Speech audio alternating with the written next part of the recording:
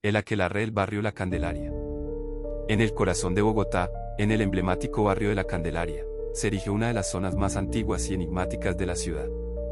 Calles adoquinadas, casonas coloniales y una sensación de estar atrapado en el tiempo caracterizan este lugar, que fue el epicentro de la vida política, social y religiosa en épocas pasadas. Sin embargo, no todos los secretos de La Candelaria han sido revelados. Bajo su apariencia bohemia y cultural, se esconden oscuros relatos de brujería y maleficios que aún hoy, siglos después, resuenan en las leyendas de la ciudad. A finales del siglo XVII y principios del XVIII, la ciudad de Santa Fe de Bogotá vivía bajo el dominio colonial español y, por ende, bajo el férreo control de la Inquisición. La Iglesia Católica, encargada de velar por la pureza de la fe, estaba siempre alerta ante cualquier sospecha de herejía o prácticas paganas. La sociedad vivía entre rezos y supersticiones, y las acusaciones de brujería no eran infrecuentes, especialmente entre mujeres solitarias o marginadas. En el barrio de La Candelaria, una zona donde convivían los altos mandos eclesiásticos y militares con el pueblo llano, existían casas en las que, según los rumores, se celebraban extraños ritos bajo la luz de la luna. Una de las más temidas protagonistas de estas historias fue una mujer llamada Elvira López, conocida como la hechicera de La Candelaria. Elvira López llegó al barrio en 1723, después de un largo viaje desde Tunja, en lo que parecía ser una fuga de su pasado. Se decía que su esposo había muerto en extrañas circunstancias, y que ella había sido acusada de tener pactos con el diablo. Al llegar a Bogotá, se instaló en una casa modesta cerca del Chorro de Quevedo, el lugar donde la ciudad fue fundada, un sitio cargado de historia y misticismo.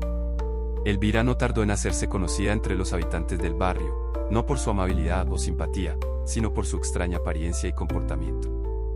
Era una mujer de mirada penetrante, siempre vestida de negro, y su casa, con ventanas cubiertas por cortinas pesadas y oscuras, parecía no recibir nunca la luz del sol.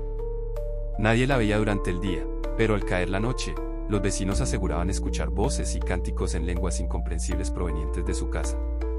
Además, un aroma a hierbas quemadas y azufre se esparcía por la calle cada vez que realizaba uno de sus misteriosos rituales. Al principio, Elvira era solo una curiosidad para los habitantes del barrio, quienes la observaban de lejos con temor y desconfianza. Sin embargo, pronto comenzaron a circular rumores de que las mujeres que visitaban a Elvira en busca de remedios para enfermedades o problemas amorosos regresaban con más que simples curas.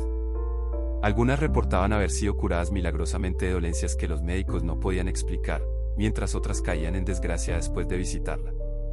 Era como si Elvira tuviera el poder de controlar la vida y la muerte, y su influencia comenzaba a generar miedo entre los vecinos. Uno de los casos más famosos fue el de María Gutiérrez, una joven del barrio que, tras pelearse con Elvira por una deuda de una planta medicinal, enfermó de manera súbita. Los doctores no encontraban una explicación para sus síntomas, fiebre alta, convulsiones y, lo más extraño, afirmaba ver sombras a su alrededor que susurraban su nombre. María murió pocos días después, pero antes de su muerte, confesó a su madre que en sus pesadillas veía a Elvira en compañía de otras mujeres, realizando rituales a la luz de velas negras, invocando fuerzas oscuras. Tras la muerte de María, el temor hacia Elvira creció, y más personas comenzaron a enfermar de manera similar. Las mujeres que tenían algún conflicto con ella caían en desgracia, y algunas aseguraban sentir una presencia en sus casas por la noche, como si alguien las vigilara. Las historias de brujería se hicieron cada vez más comunes, y la fama de Elvira como una hechicera maldita se consolidó. Los rumores tomaron un giro más oscuro cuando algunos habitantes del barrio comenzaron a hablar de extrañas figuras que entraban y salían de la casa de Elvira en las noches de luna llena. Eran mujeres encapuchadas, que se movían en silencio por las calles empedradas, llevando consigo velas y extraños símbolos. Los vecinos más cercanos aseguraban escuchar cánticos y gritos ahogados desde la casa, y en más de una ocasión, algunos afirmaban haber visto luces brillando desde el interior a través de las cortinas cerradas. Fue entonces cuando se empezó a hablar de un aquelarre en el corazón de Bogotá. Se decía que Elvira no solo practicaba magia negra, sino que también lideraba un grupo de mujeres dedicadas a invocar demonios y espíritus oscuros, ofreciéndoles sacrificios para obtener poder. Los relatos se volvieron tan aterradores que las autoridades coloniales no tuvieron más remedio que intervenir. En 1744, la Inquisición llegó a La Candelaria tras varias denuncias de brujería en el barrio. Elvira fue arrestada bajo la acusación de herejía, brujería y maleficios. Durante su juicio, varios testigos aseguraron haberla visto realizar rituales oscuros, y algunas mujeres declararon haber sido víctimas de sus maldiciones.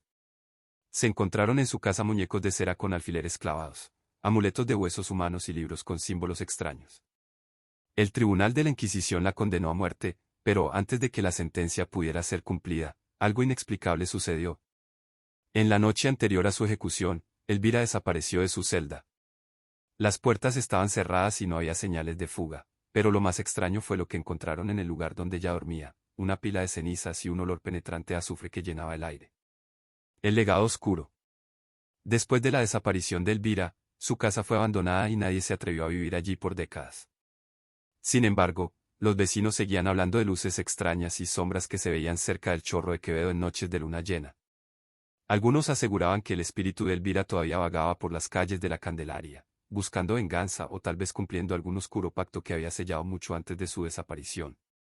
Hasta el día de hoy, los visitantes del barrio dicen que, si caminas solo por las calles empedradas de la Candelaria durante la noche, puedes sentir una extraña energía. Algunos incluso afirman que, si prestas suficiente atención, todavía es posible escuchar los antiguos cánticos que una vez resonaron desde la casa de Elvira, como si el aquelarre nunca hubiera terminado.